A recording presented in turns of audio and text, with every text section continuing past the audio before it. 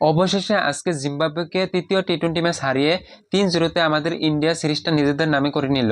জিম্বাবুয়েকে white wash করে ফেললো আমাদের ইন্ডিয়া। আমাদের এই ইন্ডিয়ান টিমটা আয়ারল্যান্ডের সাথে হোয়াইট ওয়াশ হয়েছিল। জিম্বাবুয়ের যে আয়ারল্যান্ড দুর্বল টিম, সেখানে আমাদের ইন্ডিয়া হোয়াইট ওয়াশ হয়েছিল এবং এখানে জিম্বাবুয়েকে আমাদের ইন্ডিয়া হোয়াইট ওয়াশ করে ফেললো। যখন আমাদের ইন্ডিয়ান টিমের কোচ গৌতম গম্ভীর ছিল, তখন আমাদের ব্যাটসম্যানদের পজিশনই ঠিক ছিল না। কে কোন জায়গায় খেলবো তারা জানেই নাই। তিলক বর্মা কোন জায়গায় খেলবো, শিবম দুবে কোন জায়গায় খেলবো সেটা জানে নাই। শিবম দুবের আগে হর্ষিত রানাকে পাঠিয়ে দিত, এবার উল্টা উল্টা করে ব্যাটিং অর্ডার গৌতম গম্ভীর আমাদের ইন্ডিয়াকে আয়ারল্যান্ডের বিরুদ্ধে হারিয়ে দিল। এখন দেখো জিম্বাবুয়ের বিরুদ্ধে আমাদের বিবিএস লক্ষ্মণ একটা পরিবর্তনও করে নাই। যে নাকি ফার্স্টে তুমি যে জায়গায় খেলে আসতো সেই জায়গায় খেলে আসছে, একটা চেঞ্জও করে নাই।